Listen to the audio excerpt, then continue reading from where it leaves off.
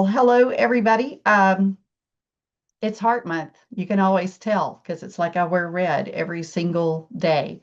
My name is Sheila Caldwell, for those of you that have not met me before. I'm the president and founder of the Heart2Heart Foundation and began that organization way back in 2012. Gosh, we are going on 14 years now since I survived a heart attack at the age of 50 and began the Heart2Heart Foundation. We are headquartered in the York County area of South Carolina, serving the Charlotte metro area, but really we go all over. We have our Red Heart Mamas as a national group for women, and we just started an operation over in Tennessee.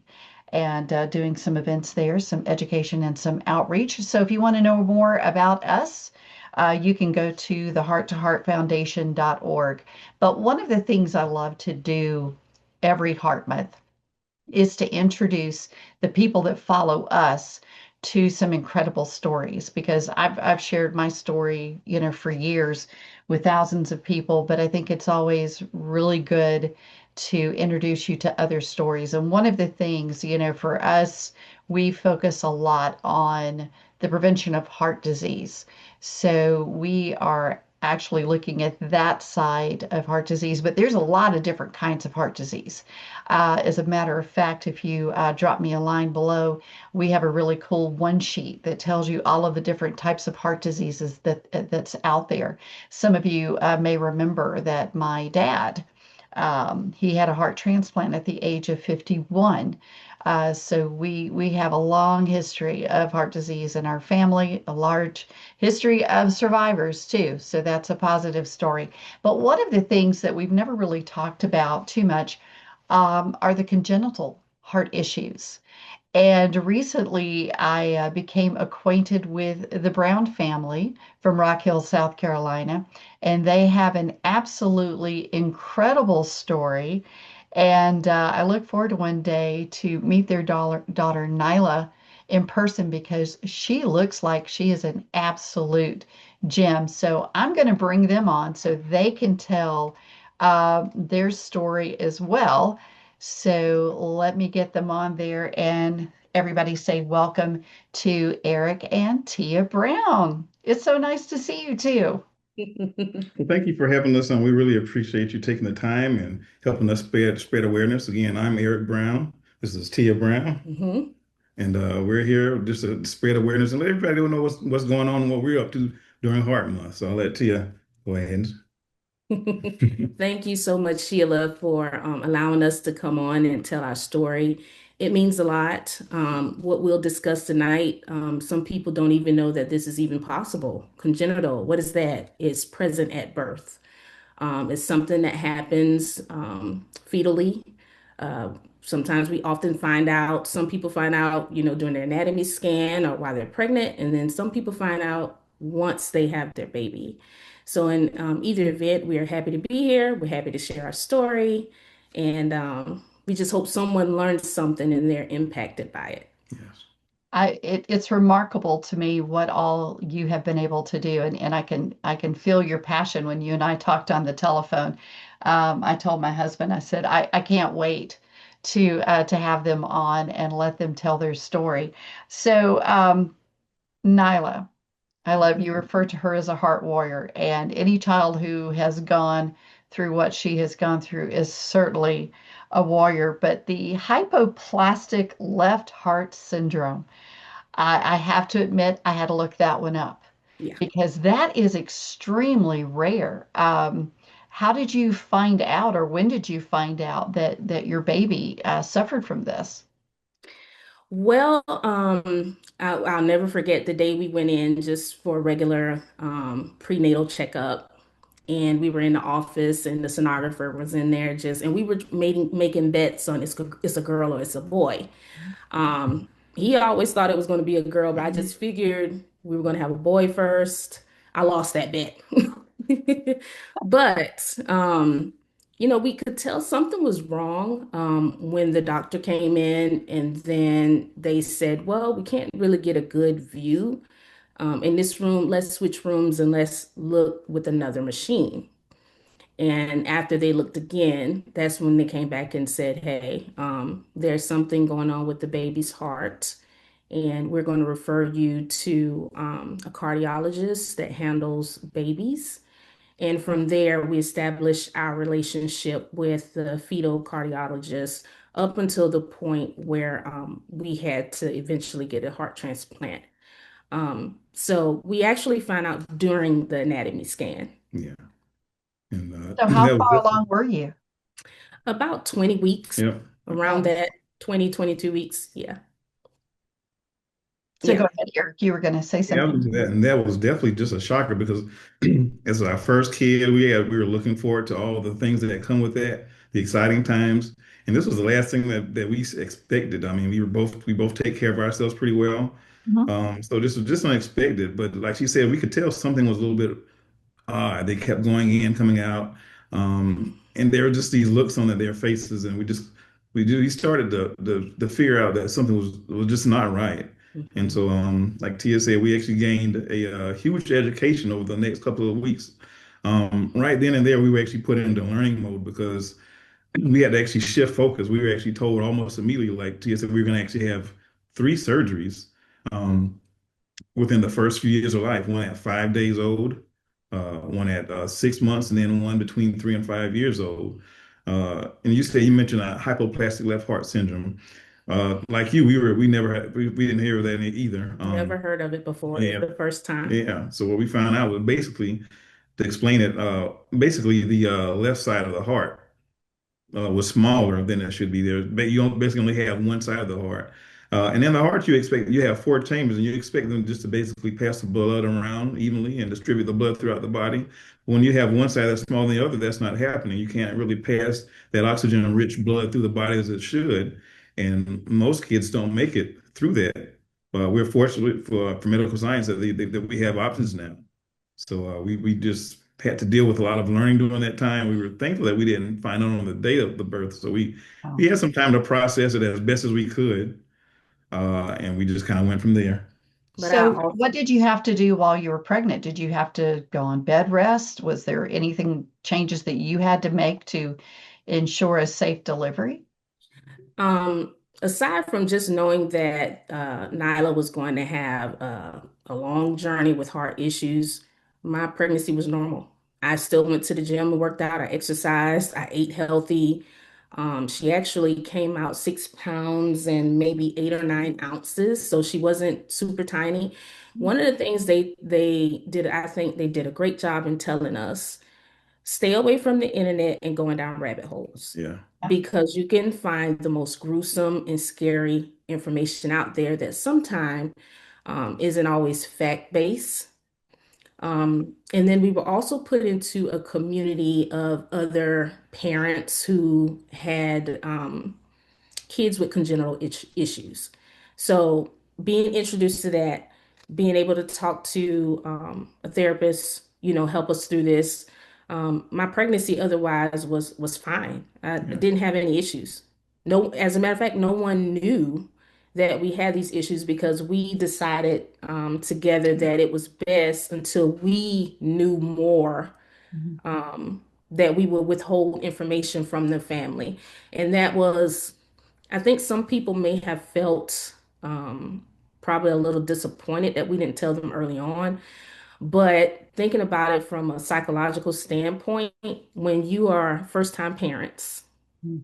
and you go into an anatomy scan not expecting something you've never heard of before, and then once we talked to our family, no one in the family suffered this. At the time, we didn't hear about any family members who had this type of issue. So it was uncharted territory for us. It was something that the family never navigated before, um, and just trying to hold it together. Yeah. And not only we were doing two things at once. We were processing it ourselves, but also trying to understand it. So when you invite others, I mean, as well-meaning as they may be, you invite others in there. There's many questions that you're trying to process, but also you can't answer. So someone may say, "Well, what are you going to do? How does this work?"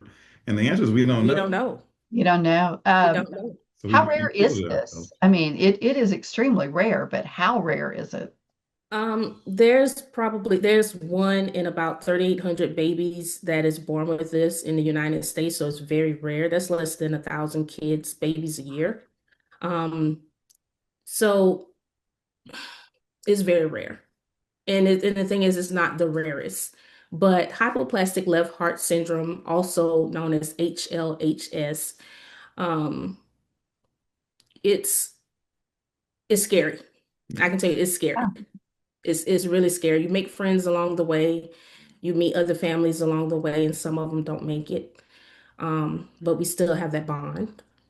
Um, And I can tell you it's a learning curve. Even doing transplant, you still, because her physiology was one way, because she was created one way, and now she has been gifted a new heart, is still trying to catch up because her body existed for so long with limited blood flow, didn't have full blood flow just circulating throughout her body.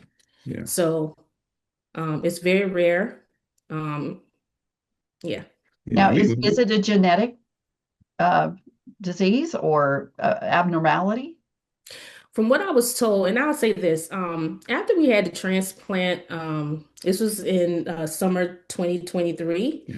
I was invited to speak at a perfusion conference at the Medical University of South Carolina. And I was coming in to speak as a family member, not a medical professional, but someone who my lived experience with my child. And I learned after telling my story that somewhere along the lines, and there's research to back this up, somewhere along the line, it could be great, great, great, they had some type of heart issue, and that genetic code was passed along, and it just so happened showed up in our daughter the way it did. And it didn't necessarily mean that it was hypoplastic left heart syndrome. It could have been something else that was going on with their heart, but how genetics work, it somehow showed up this way. So you said her first surgery Mhm. was at 5 days old, and I cannot imagine having, been a mom and a grandmom at 5 days old. I mean, you're still kind of getting used to having this new little bundle in your life and trying to get some kind of routine and Right. um, bonding and all of the things that go along with having a newborn. Tell me about that experience. It was a stew of emotions. Mhm. I remember so we had the birth at one hospital and immediately got in the ambulance and drove to the one where she'd have her surgeries. And and I hate to use the word jail, but that's what it immediately felt like because we knew that we weren't going to get to leave like everyone else was going to get to leave. We was going to have to stick around for a bit. We knew that she was not going to go home for the first month of her life. And it just when you look at her, you look at her eyes, and there's so much hope there, and you feel so just I felt angry, I felt sad, and I also felt like there was something that I could that like I'm used to being that person that fixes. I have the aunts and cousins that let's call here, he'll figure it out, and I kept feeling like there's something that I got that I should be able to do, but then eventually you realize that there's not. You can just only trust in the people that's there to help her, and if you're religious, you put trust in God. So that's all that we could do at that time. Right.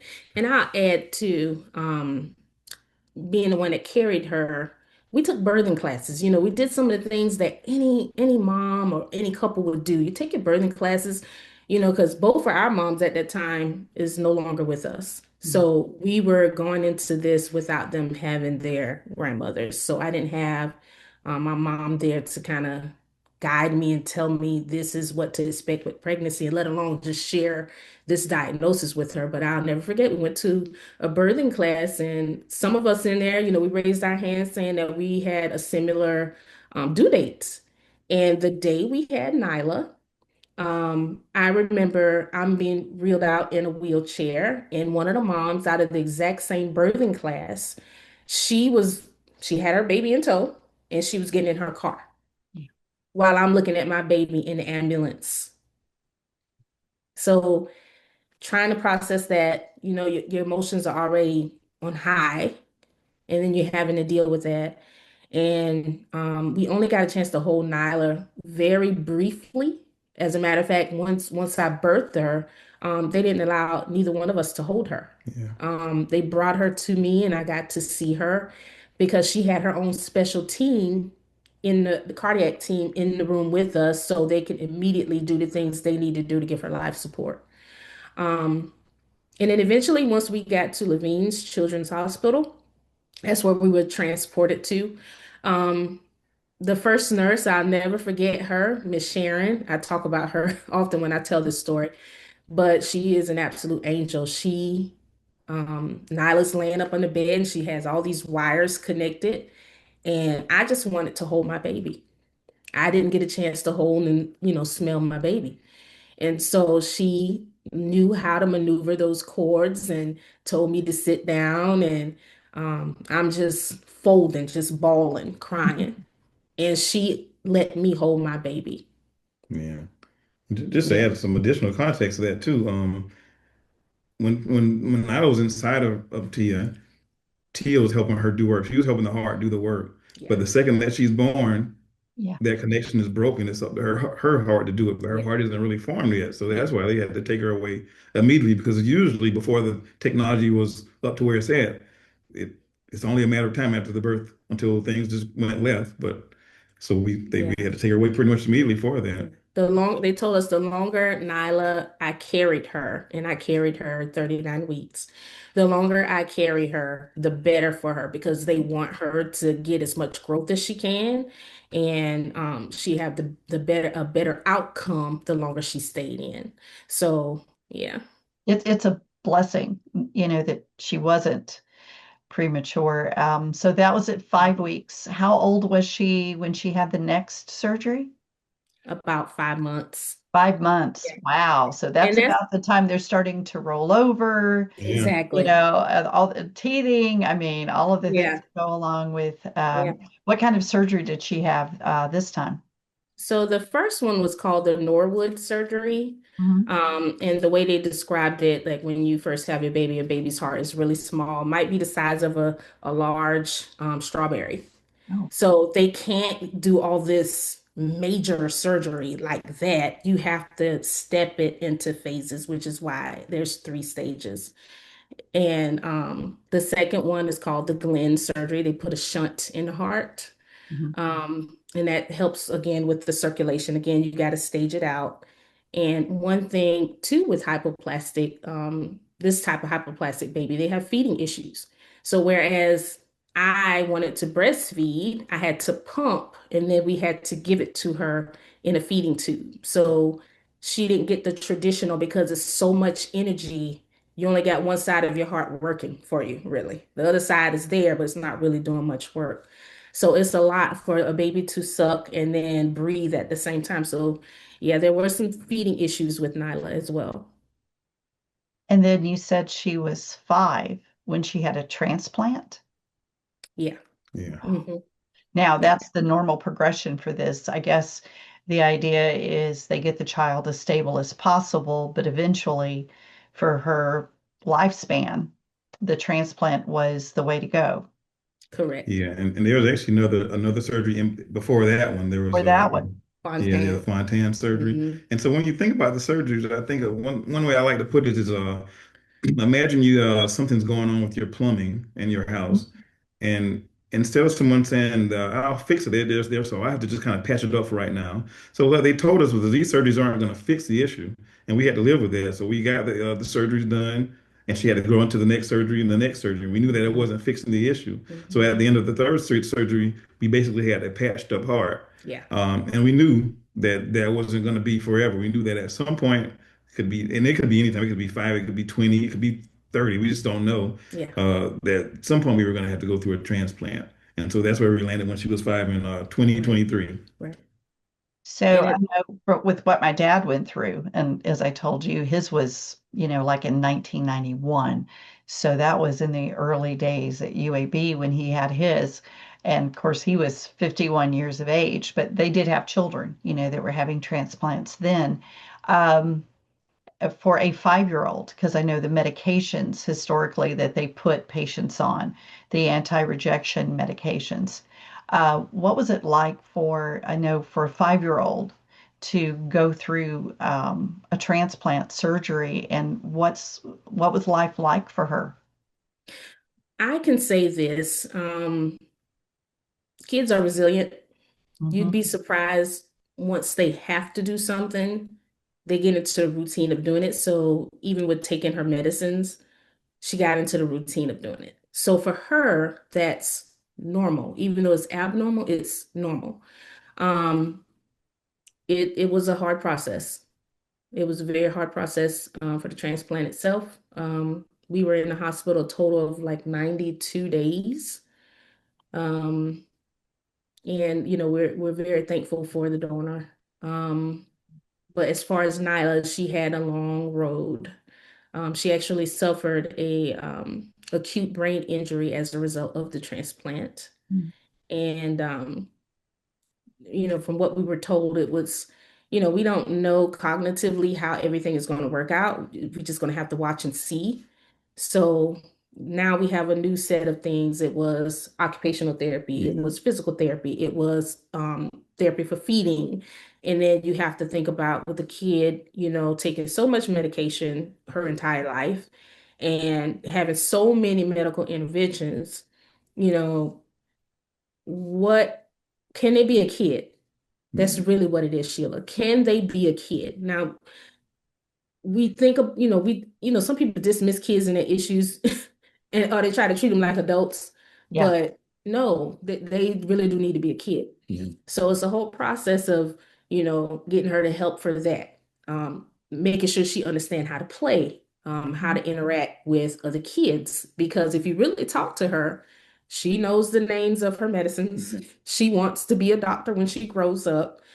She understands what her medicines are. And Sheila, you know as well as we know, the names of these medicines can get really long and complex, and she knows how to pronounce them.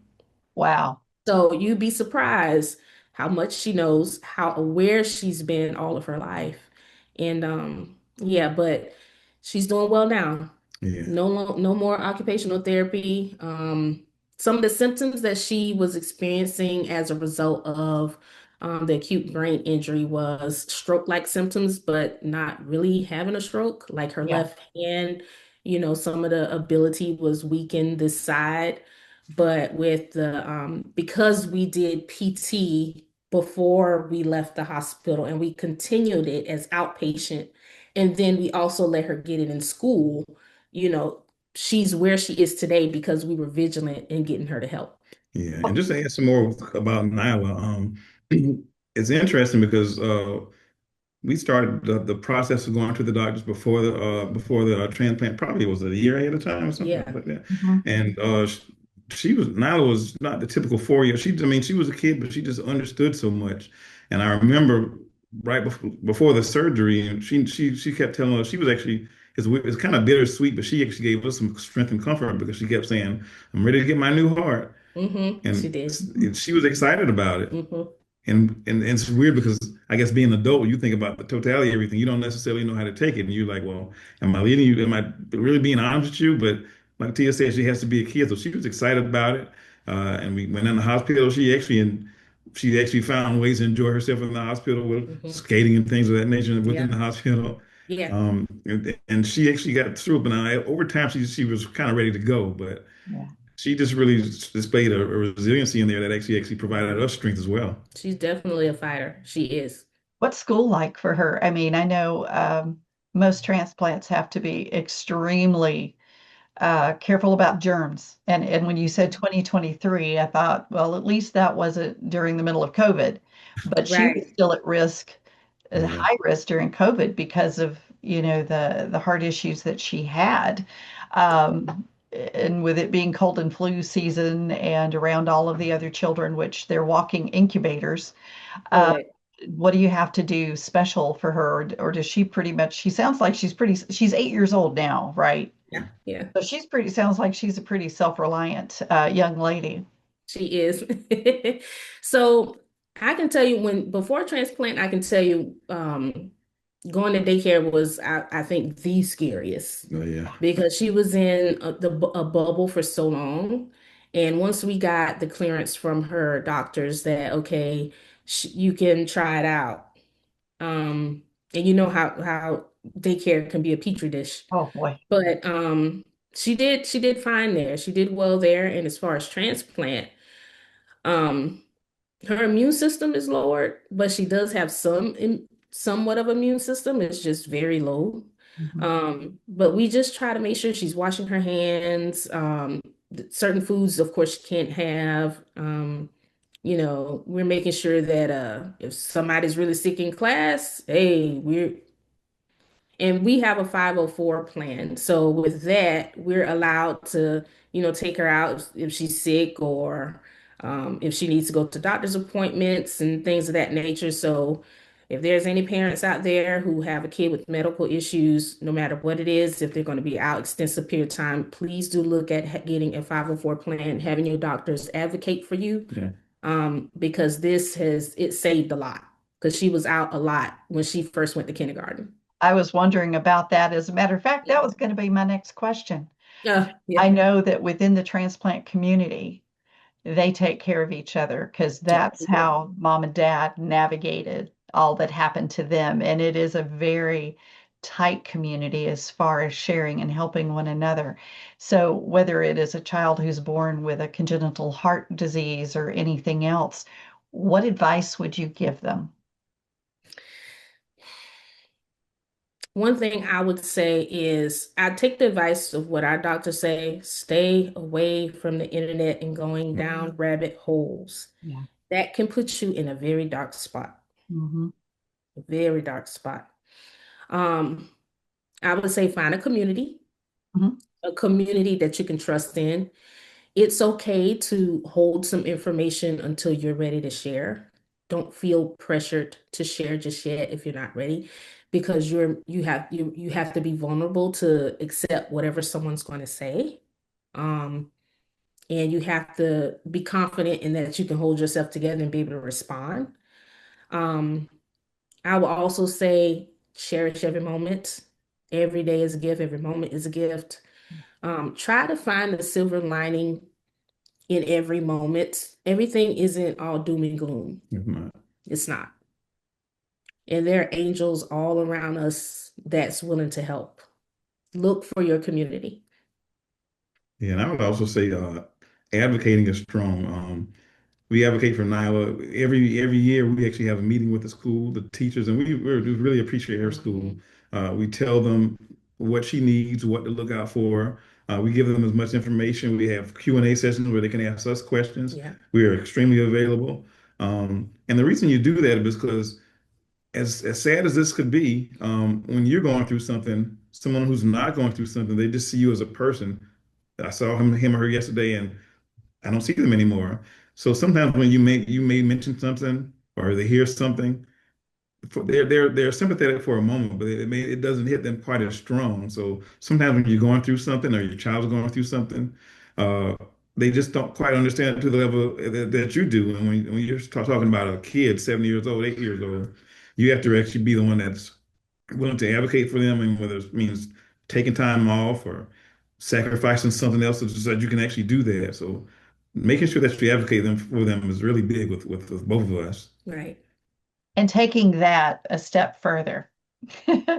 I like you guys because I see that you're here and you talk about find your community, but that wasn't enough for the two of you. You've actually created a community. Tell us about the foundation that you started. Yeah, so one thing that we were really thankful for, just being in that situation for 3 months, where we looked around and we saw how important the medical staff was and how much they mean. There are small things that some medical staff and members did that they probably don't realize that it just stuck with us forever. And it really made a difference. So we, after we got out there and had some time to really think about things, we started thinking about, well, how can we give back to people that actually may go through the same things, but also give back to the staff, the care staff. So that's Mhm. when we thought about, and I would say it was definitely Tia's brainchild, Nyla Brown Heart Scholarship and Foundation. So we created that. We wanted to find ways that we could actually just impact and just maybe lessen the load for some of the people that we really appreciate, some of the medical staff, uh, just to make it easy for them to access the knowledge that they need so they can help people like us. Yeah. So we have the scholarship, which is at the Medical University of South Carolina, acronym MUSC. Mhm. And it's a scholarship that's for a cardiac perfusionist. So for anyone wondering, what on earth is that? Mhm. That is the medical professional in the operating room that operates the heart-lung bypass machine. So if you ever had a loved one who they say, oh, they're going to be on a bypass machine, the person who runs that, operates that, is who our scholarship is being awarded to. So how that works is when the heart surgeon stops your heart to work on it, you need something to still circulate blood and oxygen through your body and filters it and put it back in. So that machine is essentially keeping you alive. So we wanted to target education, but from that standpoint, by investing in a student in this niche program. And I can tell you, Sheila, this particular program, there's only about 17 or 18 accredited programs in the United States that have this. Wow. Yeah, it's very niche. With all the Um, bypasses out there, there's only Yeah. 17 Exactly. to And 18. heart issues being Yeah. where it is. So it's very important. When I actually went down and I had a chance to tour the facilities at MUSC, and I had a chance to go into their simulator room. And I was fresh. I'll just put it like that. Mhm. When you get to see the dummy on the table with the chest open, and you see basically like you're standing in the operating room. So these students, which they getting the best of the best students in this program, um, they have a simulator machine that actually puts them into as if they're actually in the open heart surgery. Um, and That's just kind of the way we decided to go. The scholarship itself, it awards $2,000, and we're actually working towards endowment at this point. This is our final year, so we're raising money for that. And once it's endowed, it's going to be there for a lifetime. Our goal is to impact as many students as we can to help them out in some way or fashion, especially if it's helping pediatric heart health and heart health in general. So we all can benefit in the heart community from a cardiac perfusionist. Yeah, we were both students at a point ourselves, Yeah, and we realized how expensive college can be, especially for people who may not have it. Some people actually have big dreams and small pockets. So if Yeah. we can actually just help to put something in their pockets, I mean, even if it's just books, yeah, we that's what we want to do. Something that's going to help them along their way. yeah. And I can tell you this program itself is really expensive. It's just a 2-year program, but it's almost $120,000 It's a for 2 years. specialization. It's, yeah, it is. It's Exactly. a specialization, but Exactly. $120,000. But you think about that one person, or and then you multiply that by how many you're going to be able to help get through that program, and then how many lives they're going to Exactly. touch. I mean, that gives me chills, and I just cannot commend the two of you enough. I mean, I think a lot of Nyla's success is going to come because of your faith and your positivity, because you can see it. I mean, you're two very strong people. I know that you've probably had moments when you didn't feel as strong as you probably were, Yes. Yes, but very the much. way that you are putting yourselves into this and how you're going to affect positive change is just so remarkable. It was a story I felt like people needed to hear. And we also wanted to let folks know that you've got a fundraiser coming up in Rock Hill, South Carolina on Saturday, February 21st. It sounds like a blast, where people can come out and give, be a part of your silent auction, and help you make that dream for a medical student come true. You So tell us about your event coming up. want to take that one back? Yeah, so Just here we are. sit right here. Just kind of flip. Yeah, so here we are. We're going to be actually bowling. We're just going to just something very casual, something fun, Mhm. just to find ways to just bring some more money in so that we can reach towards endowment. so that we can continue to fund and hopefully get our goal, hopefully by the end of the year, and build on so that we can finally reach that point of endowment. And I'll add to why bowling, like why bowling of all things. It's Heart Month and we're in the South and it's chilly outside. Yeah. So, we try to find things that our family likes. A lot of our fundraisers are things that our daughter Nyla likes. Yeah.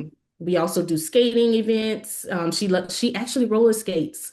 Yeah. So yeah, Oh, wow. when we were waiting for her new heart, the cardiologist actually allowed her to roller skate on the unit as long as she was padded everywhere. Yeah, bubble Um, wrap. exactly, exactly. So yeah, so that's why we do bowling. This is the third year that we've done it. And it's open to everybody in our community. It's not just heart people. Yeah. This is everybody our story touches, everybody who wants to know a little bit or learn a little bit about our family, about our story. We also have raffle prizes that we give out during the event and a online silent auction that actually starts the week leading into it. So it's at Strikers there in Rock Hill. What time does everything start? It's at 2:30. At 2:30. And what website, if they want more information about your foundation, maybe they're not able to come to the bowling party, but they would like to make a donation to Yeah. help you all with this endowment. What website should they visit? Yeah, that's the Nyla Brown Heart Scholarship. NylaHeartScholarship.com. Yeah, you just So Google yeah. Nyla Brown Heart, and if you can't remember that, you'll find it. Well, we'll Yeah. make sure whenever we wrap this up on Facebook Live, I'll go in and I'll put that in the comments. But we're also going to edit this video down. We'll put the flyer on there for you and the information about your event coming up and push that out on our YouTube channel too. But you two, I tell you, you are such a blessing and you're such an encouragement. And as I told you before we started, I meet a lot of people who start their own nonprofit and get things going. And you two have done an absolutely remarkable job. You've told her story, and it's not just her story, it's your story, it's your family's story. You've told it beautifully. And I just hope people will go over and check your website out, go to the bowling party, do the silent auction, help you fund your endowment, and just bless you for all you do. And I look forward to meeting you in person one day. Yeah, we can't wait. Yeah, We can't we wait. appreciate you as well. All right. Well, you guys have a happy Heart Month. We're going to go ahead and let me go back up here to this. So this is our survivor story. Every year during Heart Month, I love to share a survivor story with our Heart to Heart family, and I just couldn't wait to share this one to you. But thanks to the Browns, and especially to little Miss Nyla. And what a story. What a heart warrior. So if you have a survivor story, we'd love to feature you too. Make sure you go over and visit the heart2heartfoundation.org to download free resources to help you and your family stay heart healthy. And remember, the better you love your heart, the longer it can love you back. Good night, everybody.